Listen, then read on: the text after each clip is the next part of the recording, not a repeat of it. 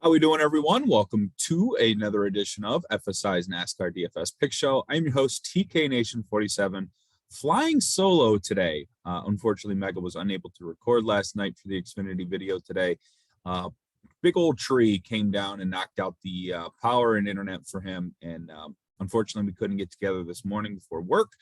So I'm going to go solo, and best of luck to him getting his stuff up and running. But thankfully, Mega was able to get me a book sheet of projections that he famously does. And thank you to him for doing so. And hopefully he has a much better day than he did last night.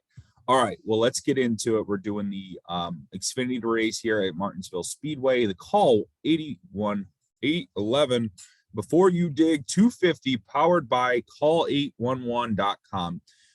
If Mega were here, he'd be cracking up. It is one of my favorite things to do. Call out the race for their ridiculous long title sponsors, and we have a funny one here today. Ty Gibbs landed on the pole. We have not many new drivers to this as we did for the truck video. If you did have a chance to watch that, you would understand we had to basically go through 6 or 7 new guys on the track that, ran ARCA or midgets. It's like we had no idea who these guys were. We had to spend some time on that. But here in Xfinity, we kind of know what we're doing. And my favorite drivers in the field, Dale Jr., making his Xfinity, annual return to Xfinity. It is this week at Martinsville, much like it was last year. Good to see Junior back out there always. Just listened to an interview before I started recording, and he would mention that the car was tight and that they had some work to do to get the car up to speed. But he said he locked up the left fronts on the qualifying lap, so that's why they posted a pretty bad score. But they said the car is fine. He should make his way back up through the field. Does he have a top 5 car? I don't know, but hey, in the fantasy business, we're only worried about points, and Dale Jr. is probably going to score some points given how far back he is starting. All right, but let's get into it. We're going to talk from the pole down here. Ty Gibbs looked to be the best in practice again. It looks like he is really getting into this car. He's starting to figure it out. He's getting into a rhythm. Now he's qualifying well, and it's becoming, he's becoming a monster, I would say.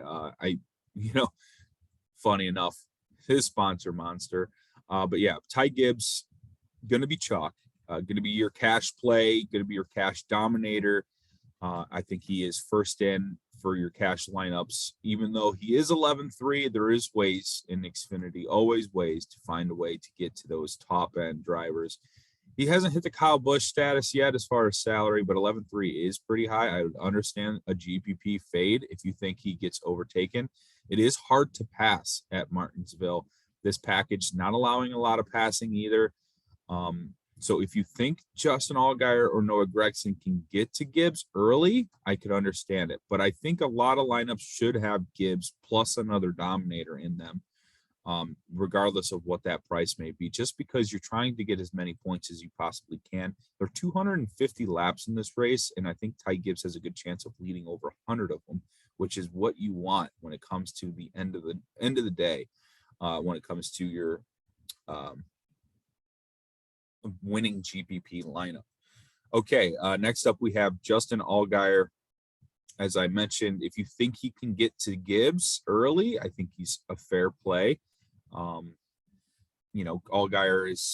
was doing pretty well in practice as well. 10th in speed. Let's see what the lap average was. Not so much on the lap average, but not many great drivers ran exceptional. Oh no, he was 4th. Sorry, I scrolled right by him. So that's a decent 10 lap average for Junior Motorsports. When the big boss man's out on the track with you, you have to think that the team is ready itself for a good race. Next up, Noah Gragson, same Junior Motorsports, 11K. Noah has become, a real championship contender. It looks like it's funny. I think we have 3 of the favorites to win a championship this year, all starting 1, 2, 3. So this could be actually a really fun race later on today. And I like Gragson and GPPs. Mega likes him quite a bit. He has him as a prime play. Let's see here what we're looking at as far as practice times. Usually Mega would be saying something right now about practice. I just wanted to get it in here. 9th on lap average and overall speed. He was, where's the 9 car? 18th. So let's see what we're working at here. As far as history goes for Noah Gragson, last year he won the race. 3 top 5s in 3 races, 188 laps led. So I can see where Mega was going with the prime play. Yeah, I would get him in. If you could fit both Gibbs and Gragson, that's a plus. But man, that's going to be pretty tough to do. It might be one or the other today. For me, I think Gibbs is probably the cash play, and then Gregson's the GPP. It might be the other way around for Mega, which is fine. All right, Ryan Truex in the 18. I believe he ran the 18 for Daytona earlier this year.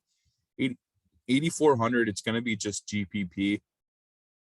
I mean, you're getting a really solid discount for a really good car, but I don't know where Truex is as far as dominating laps, and I think he's starting a little too far forward for me to like as a I can understand it. It's hard to pass, so maybe at 8,400 he can still stay inside that top 6, which is what you want. You don't want him, even if he doesn't finish 1, 2, or 3 or 4, you don't really want him to finish outside the top 7 because he's going to start losing too many points. He's not going to garner any laps led, so it's a mixed bag of too far forward. But man, he's got a good car. He could still finish inside the top 7.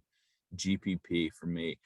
Sheldon Creed in that 2. Man, he's had a really good year for Richard Childress Racing. It's kind of surprising me how quickly he's transitioned from trucks to Xfinity. 8,500 is a pretty decent price tag. He will definitely be low owned. It's hard to get these 8K drivers into your builds when you're trying to get plays like Gibbs and Gragson and that dominator status all into one lineup. It's hard to feel good about Sheldon Creed without configuring in any kind of laps led. So GPP low owned, maybe do a fade. Same thing goes for Brett Moffitt as well. I don't think he can hold a 6th place finish or higher today. It looked like it was really just a good qualifying lap, and I think that's going to be it for me on Moffitt. His average finish 14th, and he only has 3 top 20s, no top 10s. So fade for me on Brett Moffitt. Next up, we have Landon Castle in the 87. He's qualifying better. He's had some good runs. I just don't trust Landon Castle, and he's always way too expensive for my liking. So fade for me. Next up, we have Ryan Sieg. I love playing Sieg because they always price him down. He always has a really good race car. Sieg here doesn't have really good finishes, though, here at Martinsville. 21st in the last 3 races, 21st average finish. I know there's going to be longer. There's going to be more stats and stuff on guys for a longer period of time. I always look for the recent form on a track, and Sieg might be just starting too far forward, but hey, he's a wild card and he's always good for GPPs and low ownership. Next up, we have 2 drivers here that are going to garner a lot of ownership, and that's Daniel Hemrick. Looked like he was the fastest in the 10-lap average in practice. Colleague Racing does really well in qualifying, as we can see 2 here in the top 10.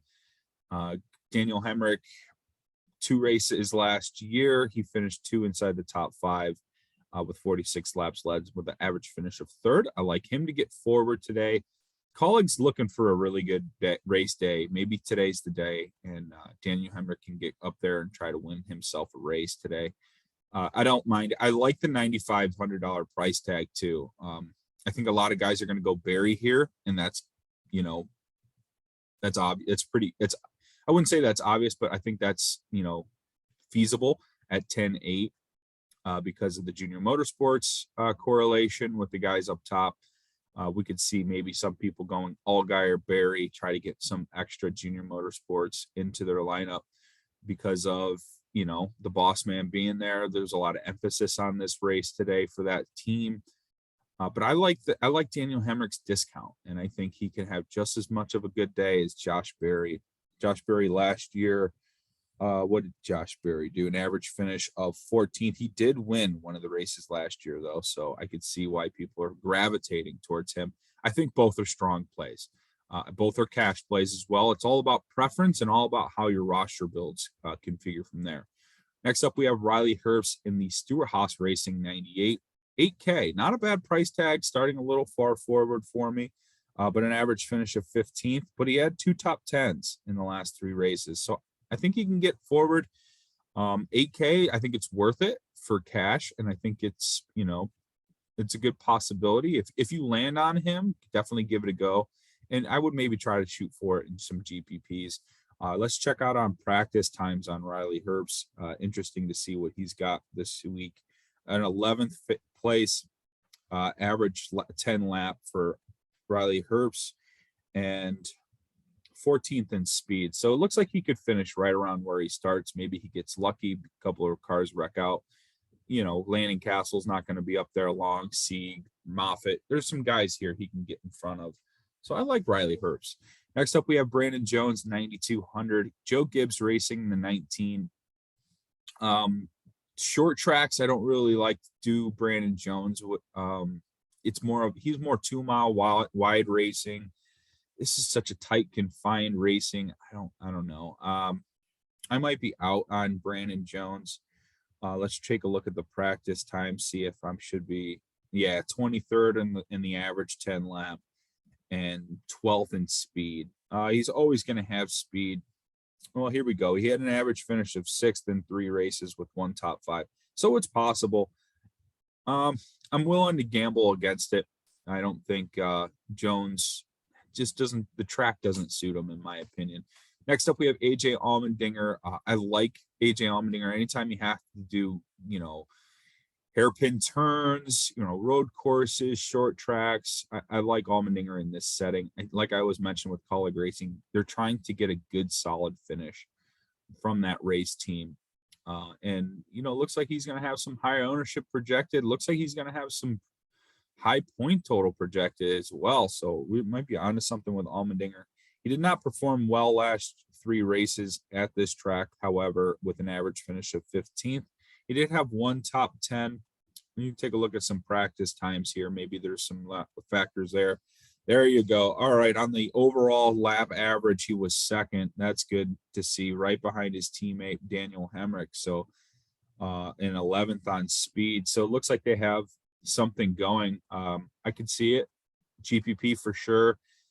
Because if he doesn't hit and you're in cash with Allmendinger and he's stuck with like 35, 40 points, that's not going to get you over. But hey, there's some place differential there. If he gets inside that top 5, he's going to be a slam play. I think it's a great GPP. Next up, we have Austin Hill, Richard Childress Racing. He's really surprised in this 21 car as well. 8,200. I think he'll garner low ownership. I consider him along the same lines of a play as Riley Herbst. Ironically, they're the same price tag. We could take a look at some of the speeds here for Austin Hill. Let's see. Austin Hill on the lap average was only 20th. That's not really something you want to see from a car starting this far forward. 9th in speed. And last year, I don't have the truck in front of me, what he did in truck last year. But I don't mind him in GPPs. Next up, we have Jeremy Clements. Here we go with our first driver below the 7K mark. Starting 15th, Clements Racing, solo team. You see with some kind of history he's got here. That's kind of where I always gravitate towards with Clements to see what he's done in the past. An average finish of 12th in 3 races here, 1 top 10. All right, so it's pretty good for starting 15th. Does some speed correlate? I could see how that would make him a better play. 8th in the lap average. And Clements on the overall speed. Ooh, not that good though. 25th in speed, but looked like he had a good car on the long run. So yeah, maybe give Clements a go in GPPs. It might be a little too far out in salary to fit in a cash build. If you're trying to get Gibbs and Gregson, or Gibbs and Hemrick, or Gibbs and Barry, or Gregson and Gibbs, or Gregson and Barry, I should say, it would be hard to get that lineup stretched to 6,900 after you get to your value plays. So I could see GPPs for sure. Alfredo in the 23R Motorsports, he's had some better races of late. I just struggle with this team. I'm not real sure about our Motorsports. I think Alfredo has dialed it back, or dialed it in nicely, but only 24th in the lap average. I'm going to agree with Mega here. I don't think he is a play. 7,500. I'm going to go ahead and pass. I like this next driver though at 7,100, Brandon Brown. Much more proven team going here for the 68. Brandon Brown, and I like him always week in and week out. 18th in lap average. That's right around. He's always right around that 15 to 20 mark when it comes to practice times. It looks like he has a little bit better speed than he did on the overall lap. Here we go with some history on Brandon Brown. Oh, it's not that good. I'm having trouble finding him. Brandon Brown, where are you? It's not coming up on my sheet. Interesting. Well, that's a different. How is he that bad? Can't be that bad. Oh, here we go. Ooh, 27th in history. Here he does have one top 20. Maybe the DNF rate is pretty high for Brandon Brown, but I think he's a solid play. Might be GPP after seeing that history here. Next up, Alex Labay, 6,700 DGM Racing. I like the DGM Racing team. Alex Labay, as we know, better on road courses, so maybe there's some translation here for the short track with the hairpin turns. Let's see if any kind of history correlated well. An average finish of 22nd. He does have a top 10 here. Maybe he's a good GPP play at 6,700. Probably not going to be in cash for me. Next up, Myatt Snyder in the 31 Jordan Anderson Racing team. His price is finally coming down out of that 8K range into the 7K range, and I like the $7,300 price tag. I could see him for cash for sure. An average finish of 17th with 2 top 20s. And now we're into position 19. I think he can finish where he starts. If you find him in cash, I could understand it. Maybe there's someone down here, as I can see, that might be better off for you, but I don't mind Snyder at 7,300. Parker Retzlaff in the Ryan Sieg Racing team in that 38 car. Parker Retzlaff 7K. He had a really good, I believe it was at Atlanta he raced. He had a really good race, and this is a nice young kid, nice young driver. I like what this Sieg team's doing, starting 20th. I'm not afraid of him at that 7K price tag either for GPPs. He's kind of out there trying to prove himself, and maybe we'll take a look at the speed real quick, see what kind of stuff he's got going on this week already. Parker Retzlaff 25th in the 10 lap overall lap averages and 20th. So he's pretty live to finish where he starts, 7K. It might not be enough for that price tag, but maybe he finishes in the top 15. Sam Mayer here, 8,900. I could see some ownership going on here for the Junior Motorsports #1 car. 8,900, not bad. Price tag wise, for some place differential, I think he can help you fit as a good place differential candidate. But there's going to be one more driver we'll talk about here that's got from Junior Motorsports that's probably going to have a better overall place differential. But if you wanted to opt out of Barry and Hemrick, although I feel like those are top 5 cars, and you wanted to go with Mayer, you get a little bit more of a balanced build, and you probably are able to get into the 7K range with some of these guys that are probably going to finish here inside that top 20. Remember, it's hard to pass.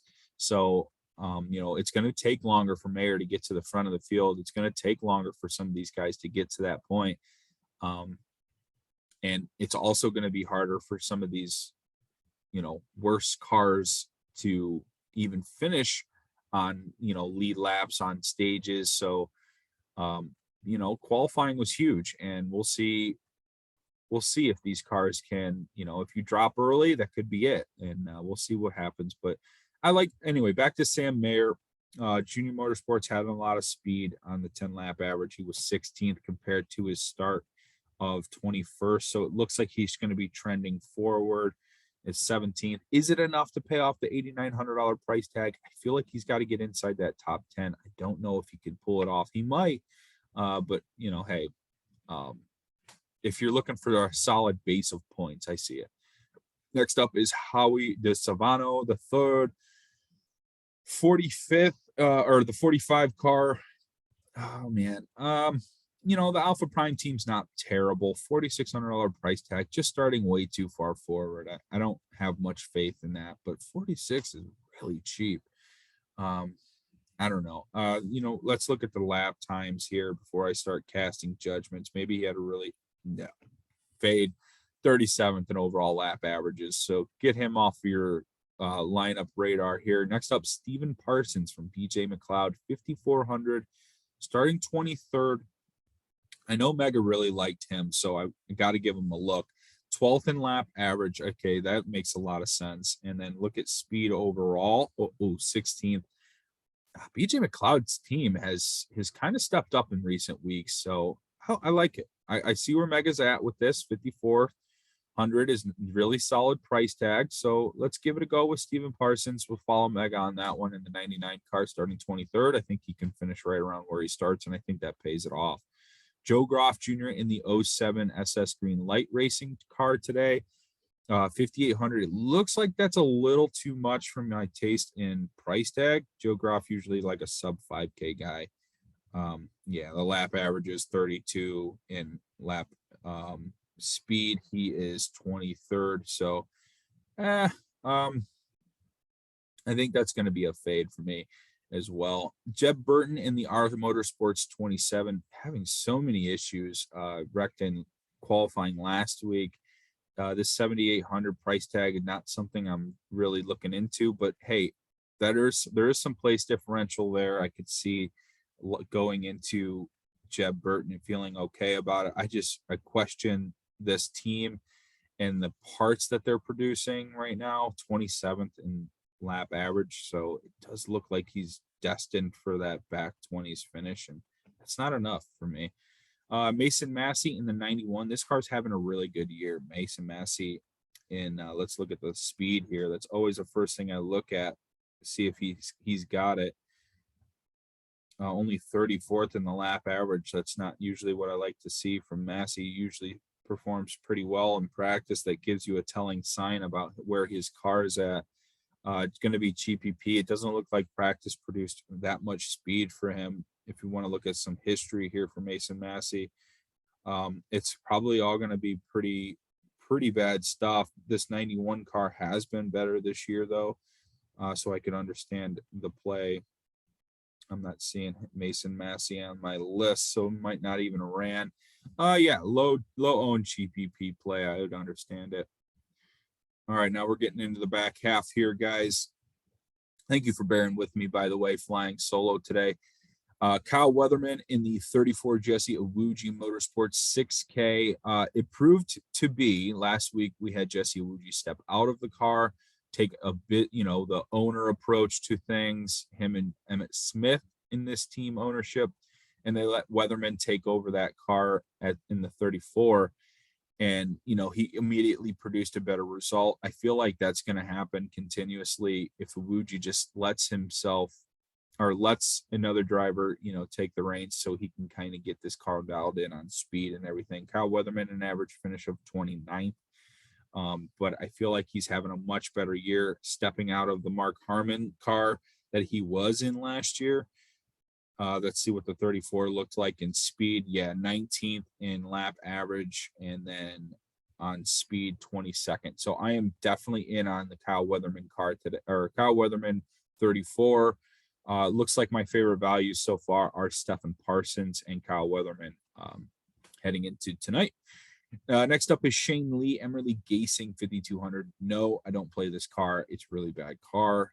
Out on him. Bailey Curry in the Fort JD Motorsports. Yeah, he's going to be a value play every week. The 4 car was Landon Castle's baby last year, and he did fairly well for us in value play, and Bailey Curry proving to do the same for us this year. Bailey Curry speed wise heading into tomorrow, not good. 40th in the 10 lap average and 34th. Oof, that's not good. And then 32 average finish.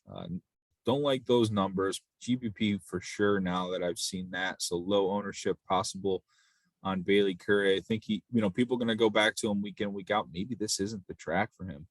All right, the time has come. We finally made it to Dale Earnhardt Jr., who posted a really bad qualifying lap. But hey, there's a lot of rust when you're sitting on the sidelines week after week in the booth. This 88 car is going to be probably one of the faster cars when it's all said and done. How will he drive it is the main question.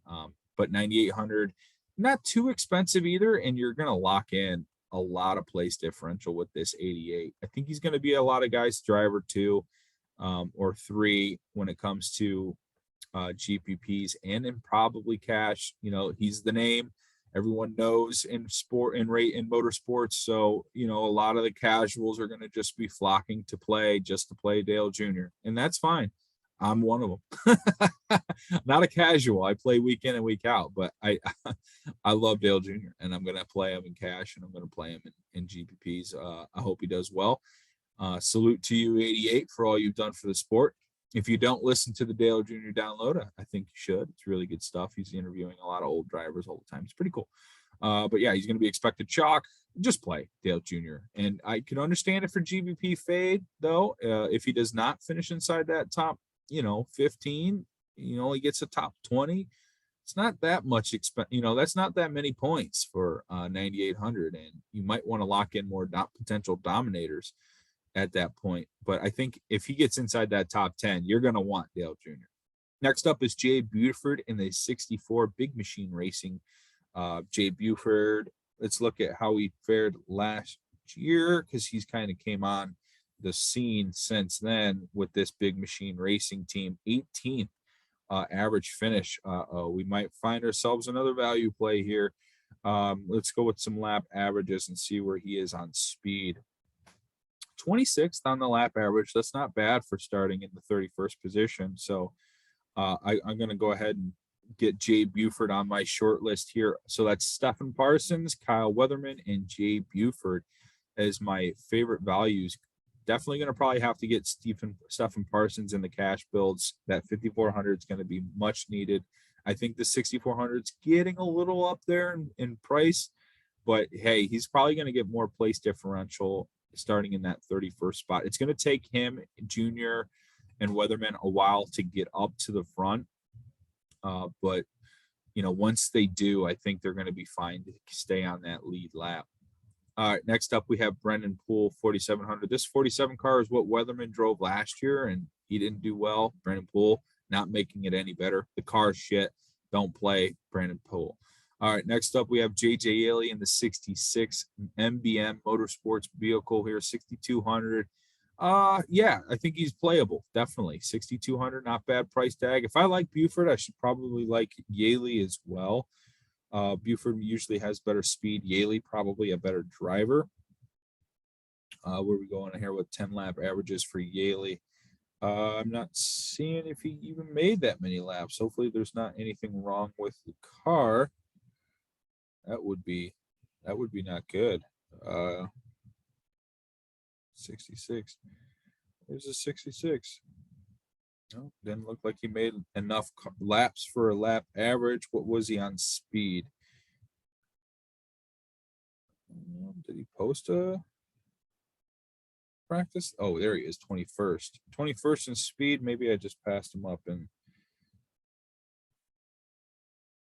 no, he doesn't look like he made any lap averages. JJ Yaley history. Let's see if that checks out as well.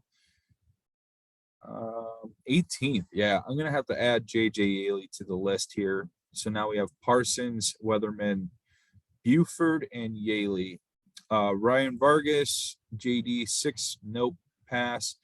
And Mega loves David Starr today in the 08 SS Greenlight Racing team at 5,100. I think he really put an emphasis on those very cheap drivers today. 23rd average finish for David Starr. Let's see where they are in speed. 29th. That's definitely good for starting 35th. I could see where Mega was going with this. 26th. Yeah, he's going to get into that top 29, top 26 possibly. So he's going to be a good smash value play. So David Starr and Parsons, I would probably favor Starr over Parsons when it came to the cash, but if you have to play both, I think it's viable. I think Buford, Weatherman, and Poole make for good 6K GPP value plays, and if you land on one of them in cash, I think that's viable too. So we have real top 5 in value this week with those 5. Next up is Derek Griffin, 6,600 with the prices getting up here, but the Sam Hunt car is just an extension of a Gibbs car. I don't think Derek Griffin is one of the better drivers to drive this car, however, and only 41st in lap averages. I think he's just well out of his depths in this car. If this were John Hunter Nemechek, different story. He'd also be a different price. I think it's GPP viable, but he's not. I wouldn't say he's in my top 5. A lot of place differential here, but it's going to take him a while to get up to the front. Can he though? And not much speed to go on in practice, not much history in the car. So outside the top 5 for me in value, but I think GPP viable.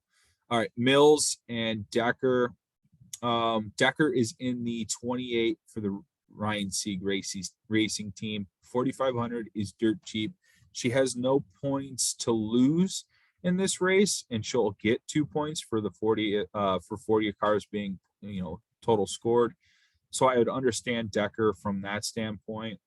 She struggles in this format. Didn't look like speed was any good either.